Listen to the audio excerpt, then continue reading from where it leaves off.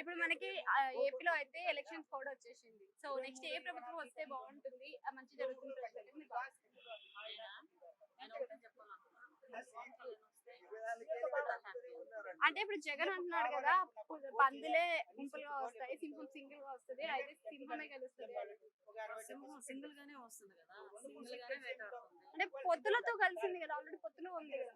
ఏ పొత్తులతో కలిసినా ఎవరు ఏం కాదు, పవన్ కళ్యాణే వస్తాడు అని 100% అందరు నమ్ముతున్నారు.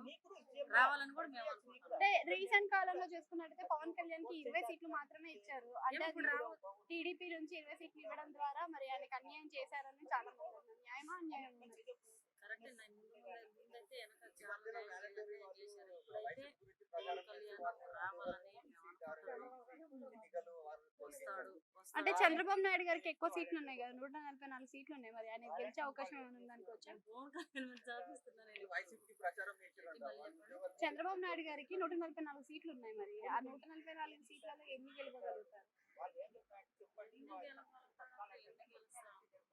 మీరు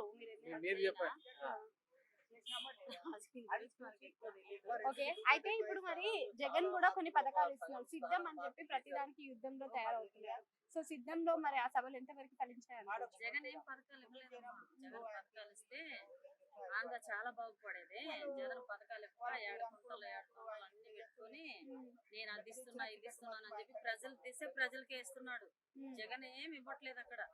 అంటే అమ్మఒడి అని చెప్పేసి, నవరత్నాలు అని చెప్పేసి పథకాలు అయితే ఇస్తున్నారు.